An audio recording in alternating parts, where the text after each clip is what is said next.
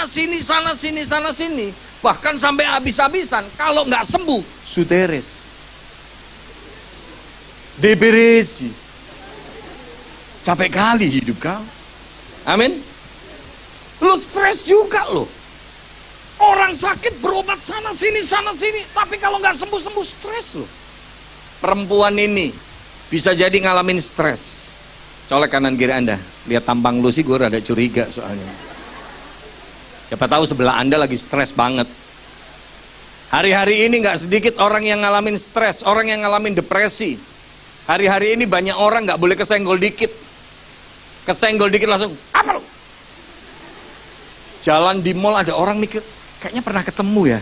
Di mana ya tapi ketemunya? Pas lagi lihat-lihat, apa lu lihat-lihat? Lu kalau nggak mau dilihat, boya tutupin karung mukanya. Bener nggak? Betul? Colek kanan kiri Anda, lu banget. Hari-hari ini nggak sedikit orang yang stres, orang yang depresi, orang yang nggak bisa tersenyum, nggak bisa tertawa. Coba lihat beberapa waktu yang lalu di kampus UI ada yang bunuh diri. Di Alam Sutra ada anak remaja bunuh diri. Bahkan saya ingat banget ketika saya khotbah di Cirebon itu, dari teman saya yang tinggal di Alam Sutra, di WA grup gitu, langsung kirim. Ternyata apa? Mall Alam Sutra, Mall Living World baru buka. Ternyata ada orang naik ke parkiran yang paling atas. Rupanya apa? Bunuh diri. Makanya baru semalam saya ke Living World, di bundaran untuk yang parkiran itu dipasangin jaring. Hari-hari ini orang pergi ke mall cari yang lantai paling atas, bukan cari food court, cari tempat yang leluasa untuk bunuh diri. Beberapa waktu yang lalu saya ke mall juga begitu. Ada di lantai atas, saya baru makan sama istri saya lagi ke toilet. Saya nungguin, saya deket pagar sambil tengok. Habis itu saya ngelihat ke bawah, saya sambil berpikir, iya ya orang di lantai atas gini mau bunuh diri itu gimana ya? Jadi saya lihat-lihat, rupanya apa? Tanpa saya sadari, satpam di dekat saya udah mulai curiga, udah mulai waspada nih. Ngelihat gelagatnya satpam udah mulai curiga, saya langsung mundur. Enggak Pak, enggak bunuh diri Kak. Tenang. Hari-hari ini nggak sedikit orang yang stres, orang yang depresi. Tapi yakini imani, Tuhan nggak kekurangan cara tolong kita. Katakan sama kanan kiri Anda, Tuhan nggak kekurangan cara tolong kamu. Jadi ini yang pertama Bapak Ibu Saudara. Perempuan ini punya masalah yang tumbang tindih. Mungkin siang hari ini waktu kita datang bisa jadi kita juga ngalamin masalah yang tumbang tindih. Tapi yakini Tuhan nggak kekurangan cara tolong kita. Amin. Yang kedua, coba kita lihat ayat 27. Ayat 27. Ini yang menarik. Dia sudah mendengar berita-berita tentang Yesus, maka di tengah-tengah orang banyak itu ia mendekati Yesus dari belakang dan apa di situ? Menjamah jubahnya. Artinya apa Bapak Ibu Saudara? Ini yang kedua. Kalau kita ngalamin masalah, kalau kita ngalamin pergumulan, kalau kita lagi ngalamin tekanan di dalam kehidupan ini, bagaimana langkah iman kita boleh mendatangkan mujizat buat kita? Maka yang kedua, jangan pernah putus asa. Jangan gampang putus asa, jangan gampang nyerah. Amin. Anda lihat perempuan ini 12 tahun dia punya masalah. Dia sudah berobat sana sini, sana sini, sana sini. Duit sudah habis-habisan, hartanya sudah nggak ada lagi. Dia harusnya putus asa. Tapi ternyata apa? Ketika dikatakan ada orang yang kasih tahu, dia mendengar berita-berita tentang Yesus. Artinya ada orang yang ngomong dong. Betul tidak? Gak mungkin ada orang kirim BBM, kirim WA, apalagi kirim email. Betul tidak? Artinya ada orang yang ngomong. Bayangan saya sih, mungkin ada orang yang kasih tahu, lu kan udah berobat sana sini. Lu udah berobat sana sini nggak sembuh-sembuh. Tuh, aku denger tuh, Yesus yang dari Nazaret itu loh. Banyak orang sakit ketemu Yesus itu sembuh loh. Nggak ada salahnya, lu coba dateng deh. Lu coba ketemu deh. Nggak ada salahnya. Siapa tahu lewat Yesus itu kamu disembuhin. Perempuan ini bisa aja merespon yang negatif. Perempuan ini bisa aja ngomong, lu tahu kan gue bukannya nggak usaha. Gue udah usaha sana sini, sana sini, sana sini. Gue udah berobat semua klinik. Dari mulai yang bayar cash sampai yang BPJS, gak sembuh-sembuh gua. Sekarang lu ngomongin tentang Yesus, ya pastilah Yesus juga sama aja kayak tabib yang lain, sama aja kayak dokter yang lain. Percuma lah gue gak bakalan sembuh. Gue udah nyerah deh dengan semua kondisi gue kayak gini. Gue udah tinggal nunggu mati aja. Gue mati aja capek gue. Dia bisa aja ngomong begitu Bapak Ibu Saudara. Tapi hal yang luar biasa dari perempuan ini yang perlu kita belajar. Waktu dia dengar tentang Yesus, dia masih tetap mau datang. Dia masih tetap mau jamah Yesus. Dia masih tetap mau datang kepada Yesus. Saya mau katakan simpel gini, kita punya masalah seberat apapun, supaya kita ngalamin kuasanya Tuhan, jangan gampang putus asa. Jangan gampang nyerah. Orang bisa sakit separah apapun, kalau dia nggak mudah putus asa, mujizat pasti terjadi. Rumah tangga bisa punya masalah seberat apapun, tapi kalau rumah tangga itu nggak gampang putus asa, pasti mujizat demi mujizat, kemenangan demi kemenangan akan dialami oleh keluarga itu. Tapi orang rumah tangga kalau punya masalah terus tiba-tiba gampang nyerah. Udah kalau memang kayak gitu, ceraiin aja gua. Pulangin gua ke rumah orang tua gua. Suaminya bilang, gua gimana mau mulangin lu ke rumah orang tua lu? Gua ketemu lu dulu di halte busway situ. Paling ya gua anterin lah ke halte busway situ. Lu orang rumah tangga kalau sumpama dikit-dikit nyerah, gampang putus asa, gak bakalan ada mujizat terjadi. Amin. Amin. Saya senang baca buku ataupun artikel yang menguatkan saya. Saya pelajari, ternyata orang-orang yang berhasil, orang-orang yang sukses, orang-orang yang menang, bukanlah orang-orang yang gak pernah gagal. Orang-orang yang berhasil, orang-orang yang sukses, intinya satu, gak pernah nyerah, gak pernah berhenti mencoba. Amin.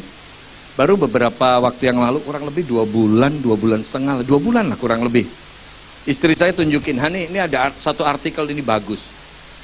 Saya baca, dan saya nggak sempat baca semua, saya hanya baca beberapa paragraf gitu. Rupanya apa, artikel itu ngomongin tentang TW. Kita kalau di Jakarta pasti tahu lah ya TW ya.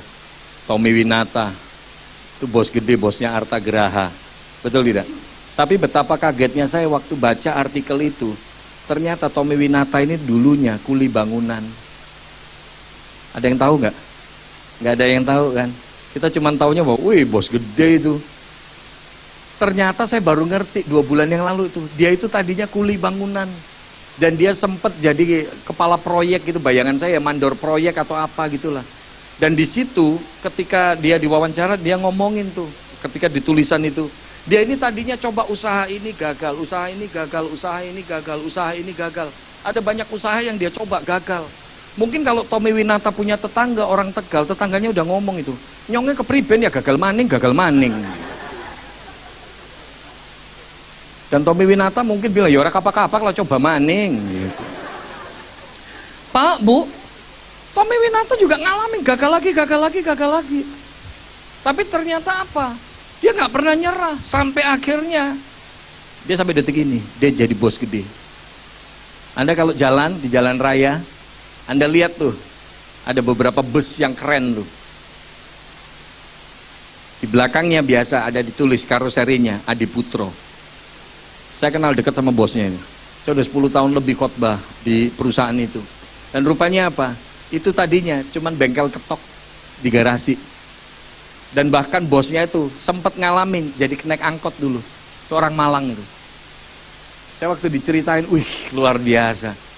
Tapi sekarang sampai punya karoseri segitu gedenya. Kalau di daerah Malang banyak main untuk angkot. Angkot karoseri Adi Putro. Tapi kalau di luar Malang kebanyakan apa? Bis-bis gede. Pak, Bu, orang-orang yang sukses, orang-orang yang berhasil intinya satu, bukannya nggak pernah gagal. Intinya satu, nggak pernah nyerah. Colek kanan kiri Anda, jangan gampang nyerah makanya. Betul? Ada satu majalah yang saya sering kali diberkati sekali lewat artikelnya. Ini sorry kalau saya ngomongin saya nggak dapat komisi. Bukan saya promosi gimana, enggak. Tapi saya banyak diberkati lewat majalah itu. Majalah El Sinta, kita tahu radionya Radio El Sinta itu kan. Dan rupanya di majalah El Sinta itu saya diberkati. Ada satu orang, saya lupa namanya. Saya lupa. Tadinya itu dia cuman pingin banget. Dia itu tadinya sempat jadi pedagang asongan. Dan dia pengen banget dia punya lahan parkir. Biasalah, kalau tempat parkir kan, oh ruko ini berapa ruko, itu lahannya dia gitu kan. Dia tuh pengen banget punya lahan parkir seperti itu. Tapi Bapak Ibu Saudara, hari ini Anda tahu dia pemilik 6 jalan tol di Indonesia. Keren. Saya baca yang begitu-gitu baru suka. Makanya kalau kita hidup cuman isinya ngomongin tetangga, ya lu tahu tidak? Itu nggak penting banget gitu loh.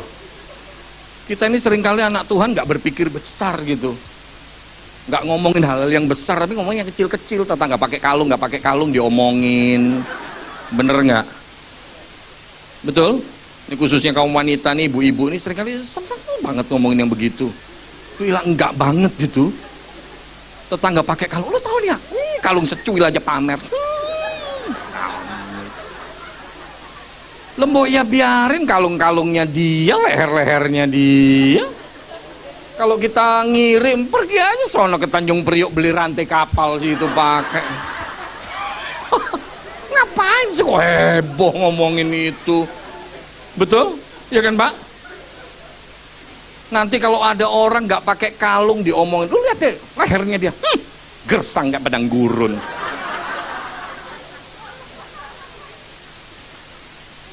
Nanti ada orang rambutnya dikeriting, diomongin. Lu lihat dia, emang pantas rambutnya begitu.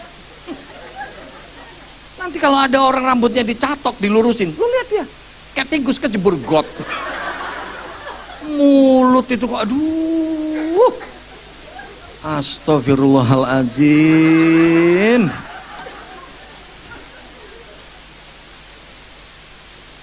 Lu ngomongin tuh yang gede-gede gitu loh. Seneng.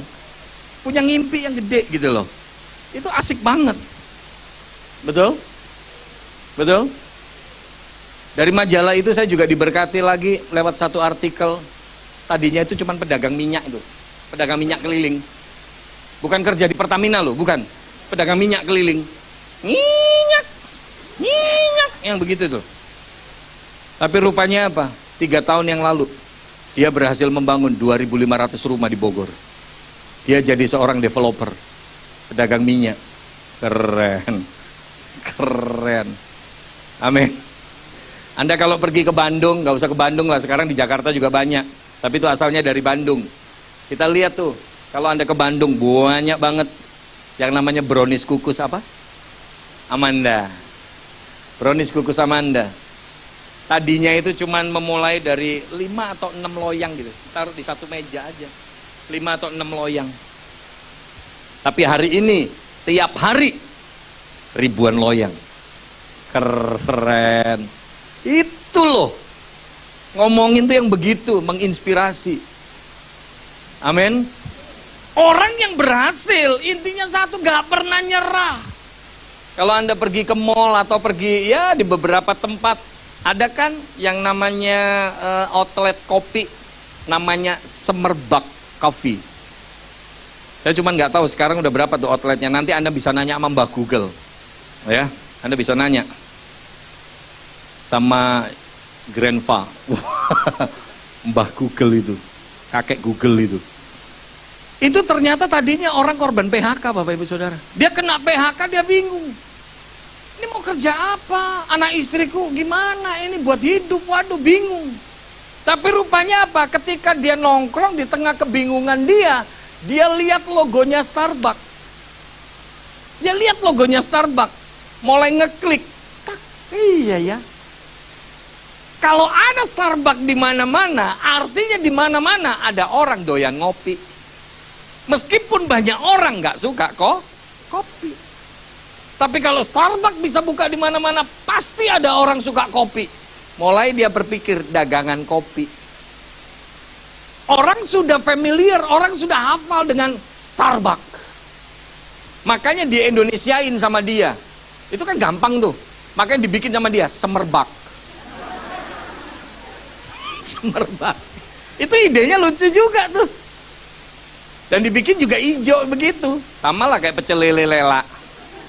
Betul tidak? Loh itu ide loh. Anda mau dagangan ya apa aja itu. Coba kita lihat. Itu mulai sebuah ide. Dan rupanya apa? Dia berpikir bahwa oh iya pasti ada orang suka ngopi. Dia bikin itu semerbak kopi. Pak, Bu, dia mulai dari nol. Saya nggak tahu sekarang, tapi saya baca artikel itu 3 tahun yang lalu. 3 tahun yang lalu aja kurang lebih udah 300-an outlet. Dia jual franchise sana sini. Jadi orang yang kaya raya. Pak, Bu, dalam hidup kita, apapun masalah kita, jangan mudah menyerah. Jangan mudah putus asa. Orang gagal itu biasa. Kalau orang nggak pernah gagal, artinya nggak pernah berani nyoba sesuatu. Orang yang nggak pernah gagal, artinya dia nggak pernah nyoba. Kita ini dari kecil udah biasa gagal kok. Tenang aja. Anda kalau gagal nyantai aja, nggak usah putus asa. Coba lihat, waktu kita baru umur setahun setengah, baru berdiri, jatuh. Berdiri lagi, jatuh lagi. Ketika umur setahun setengah, waduh, lihat anak-anak umur setahun setengah.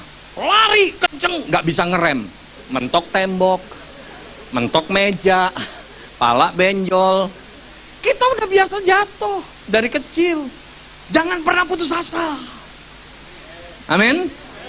Saya juga tahun 87 datang ke Jakarta, hidup saya cuma jadi tukang kebun dengan gaji 20.000 sebulan.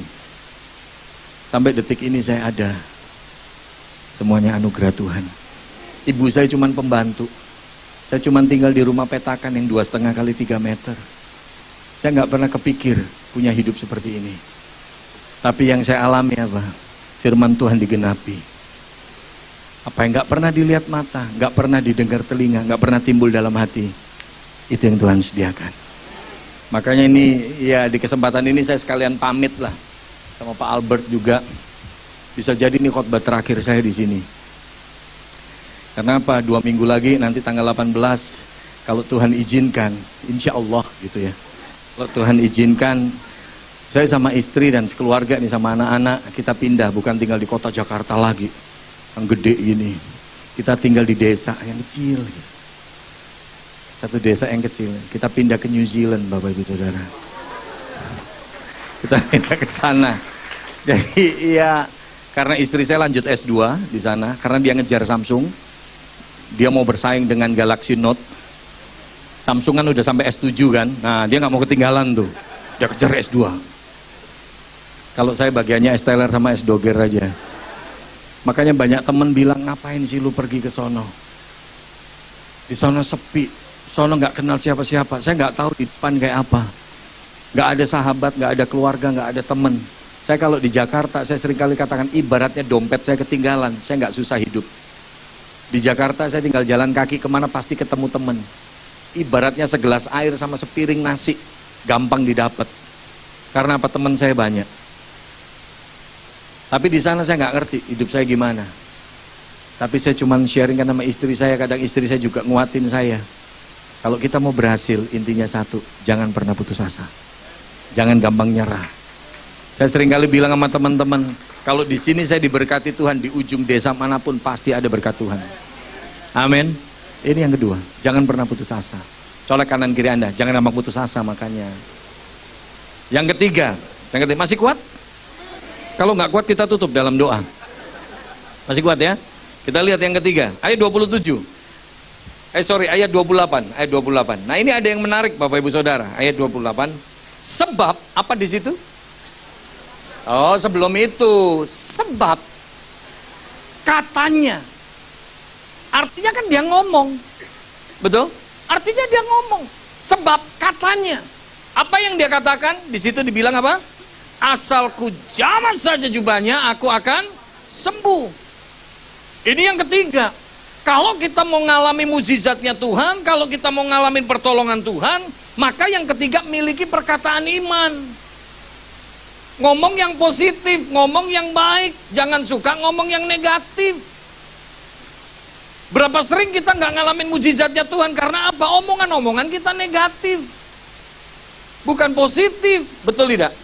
Berapa banyak anak Tuhan, ilah kalau di gereja, banyak orang Kristen kalau di gereja baiknya minta ampun, ketemu shalom, Tuhan berkati, ketawa aja ada ketukannya, ketawa terpingkel-pingkel bukan 3/4 tapi 6/8. Jaim banget. Colek kanan kiri Anda, lu banget tuh. Colek sebelah Anda.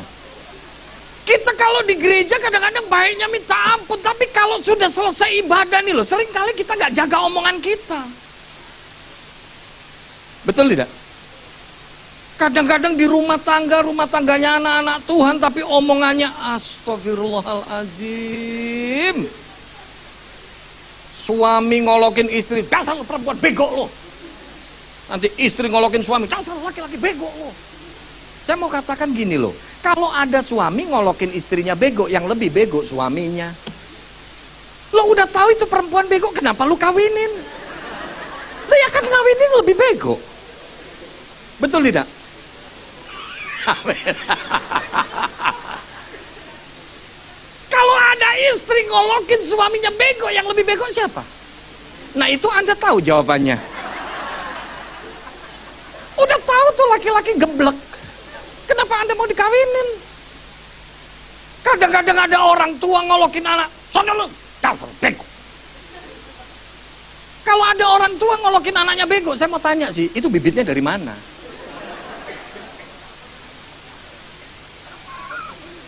Itu bahannya sama karoserinya kan Anda berdua. Betul tidak? Seringkali mulut kita ini bukan mengeluarkan sesuatu yang baik, tapi mengeluarkan sesuatu yang buruk. Makanya kadang-kadang orang Kristen kalau di gereja nyanyinya mah hebat. Lebih dari pemenang dalam segala perkara. Kita kalau nyanyi dahsyat. Kita buat iblis gemetar. Kata iblis, gua tunggu lu di sebelah lu ya. Kita kalau nyanyi katanya kita buat iblis gemetar. Lampu mati di rumah sendirian, oh takut. Ya, cemen banget. Saya kalau khotbah di anak-anak muda, saya suka ngomong tuh, anak-anak muda kadang-kadang kalau teriak di gereja aja kenceng. We are the army of God. Amin, amin. Kita tentara Allah. Tapi suruh ngadepin masalah, oh susah. Loh ini Cijantung ini kan wilayahnya Kopassus. Betul tidak? Betul? Saya nggak pernah ketemu, nggak usah jauh-jauh Kopassus lah. Itu terlalu elit dah. Mau tentara yang apapun kek. Gak pernah saya ketemu yang namanya tentara ketika disuruh tiarap. Takut cacing. Loh. Tentara disuruh tiarap takut cacing. Saya gak pernah ketemu.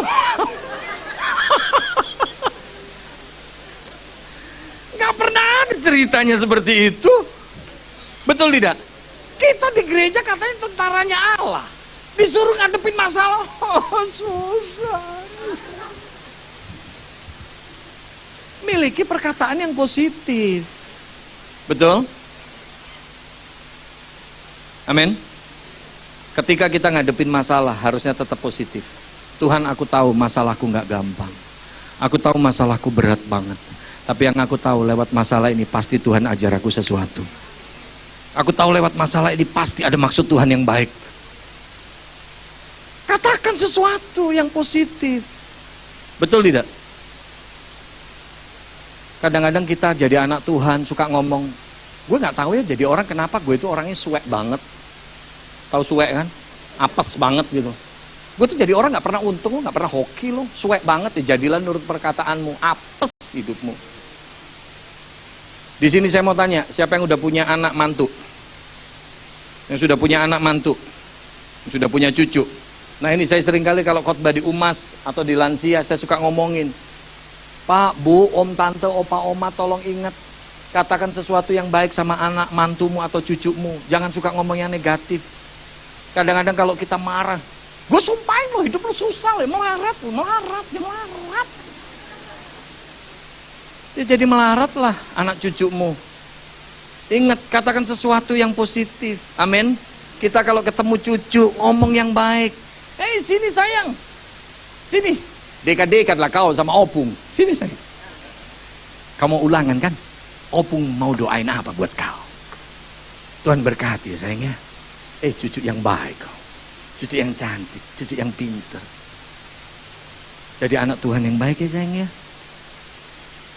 Anak jadi seneng deket sama opungnya, betul tidak? Anak jadi seneng deket sama oma opanya, sampai dipromoin ke temen-temennya. Lu lihat opung gue, lu lihat oma opa gue, hao zi sen jing bing. Emang nasi campur? Iya.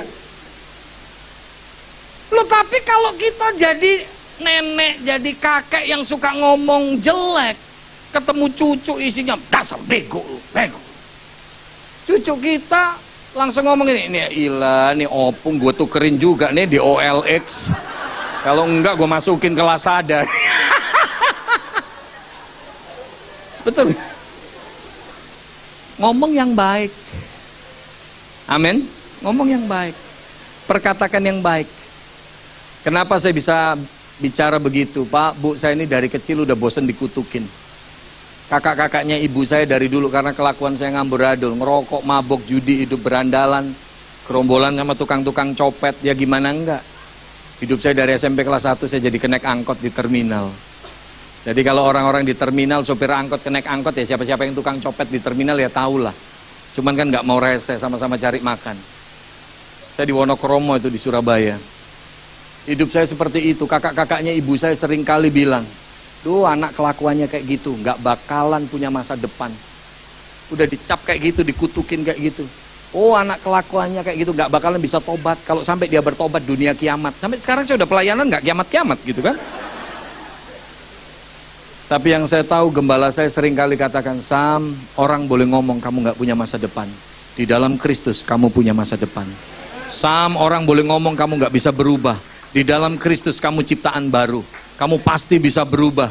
Dan saya ngalamin, saya punya masa depan. Hidup saya berubah di hadapan Tuhan. Pak, Bu, makanya sampai detik ini saya nggak pernah lupa, pagi sama malam selalu saya omongin 6 hal. Ini perkataan iman saya. Saya selalu ngomong sama anak-anak saya. Pagi hari kalau dia turun dari mobil mau berangkat sekolah, sama malam ketika selesai doa mereka mau tidur, saya katakan 6. Itu perkataan iman saya. Anak ganteng, kalau buat yang paling kecil anak cantik, anak pinter, anak lucu, anak baik. Kamu berkat Tuhan buat papa. Dan yang terakhir hampir saya cium bibirnya, ini sayangnya papa. Saya bangun rasa percaya diri dalam kehidupan anak-anak saya. Bahwa mereka ada, mereka hadir, mereka berkat buat saya. Betul tidak? Makanya jangan sampai ngomongin ke anak, dulu papamu ya, dagang itu bagus tokonya. Lu lahir, bangkrut ya.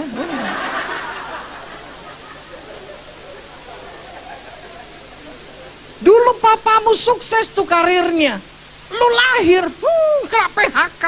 Lu anak bawa sial lu ya. Jangan sampai diomongin seperti itu. Ubah perkataan kita. Amin. Amin. Mari miliki perkataan yang positif. Kalau kita mau ngalamin mukjizat Tuhan, miliki perkataan iman. Apa yang kita imani, perkatakan itu. Yang keempat, yang terakhir, haleluya. Kalau sudah bicara terakhir, mukjizat terjadi. Kata-kata pendeta di mimbar yang paling penuh urapan adalah kata terakhir. Kalau pendeta khotbah bilang terakhir, yang ngantuk duduk miring sambil ngejazz, langsung ditegakkan. Dalam hati jemaat ada pengharapan. Haleluya. Khotbah cepat selesai. Katakan sama kanan kiri Anda, kayak lu nggak pernah aja. Yang keempat, coba kita lihat ayat 27. Ayat 27. Dia sudah mendengar berita-berita tentang Yesus, maka di tengah-tengah orang banyak itu ia mendekati Yesus dari belakang dan apa di situ? Menjamah jubahnya. Artinya apa Bapak Ibu Saudara? Ini yang keempat. Kalau kita mau ngalamin mukjizatnya Tuhan, kalau kita mau mengalami pertolongan Tuhan, maka yang keempat apa? Miliki langkah iman. Kita punya iman, tapi kalau nggak pernah melangkah, nggak akan pernah ngalamin mukjizat. Iman tanpa perbuatan nol. Iman tanpa perbuatan mati, nggak ada hasilnya apa-apa. Kalau kita punya iman, kita perlu bertindak, kita perlu melangkah. Kadang-kadang ketika kita melangkah sesuai dengan iman kita, orang lain bilang, lu nekat. Betul tidak? Tapi kalau kita punya iman, kita perlu tetap melangkah. Perempuan ini ketika dia datang kepada Yesus, dia melangkah. Lihat, ada yang luar biasa dari perempuan ini. Lihat, mulutnya tadi di ayat 28, mulutnya ngomongin tentang apa? Kesembuhan. Mulutnya ngomong, asalku jamah sembuh nih, asalku jamah sembuh nih. Ingat firman Tuhan bilang, apa yang keluar dari mulut berasal dari hati. Makanya kalau mau ngelihat orang itu gampang, lihat aja omongannya. Dari omongan tuh kita bisa baca orang kok. Gampang banget. Gampang banget. Tapi jangan takut ngobrol sama saya. Saya nggak kerajinan ngobrol sama orang, diteliti omongannya, kerajinan banget. Tapi kalau ada jemaat konseling atau apa itu penting, lihat omongan. Dari omongan seseorang itu kelihatan hatinya kayak apa, pikirannya kayak apa. Orang kalau hatinya lempeng, hatinya baik, hatinya damai, lihat omongannya isinya damai. Tapi kalau hati pikirannya orang penuh kepahitan, penuh benci, penuh dendam, tolong ditowel dikit aja. Menurut lu, dia itu gimana sih? Lu gak usah bawa-bawa dia ya, jangan sebut-sebut dia ya. Gue telan dia hidup-hidup ya. Itu artinya hatinya masih penuh kepahitan, pikirannya masih penuh kepahitan. Perempuan ini mulutnya isinya kesembuhan. Perkataan dia itu kan keluar dari hati dan pikiran dia. Betul tidak? Hati pikirannya isinya kesembuhan. Langkahnya isinya kesembuhan. Yang dia alami apa? Keren. Apa yang kita imani, kita perlu melangkah. Jangan takut melangkah. Amin. Kalau kita mau belajar dari hidup perempuan ini, 4 hal ini, ayo kita praktekin.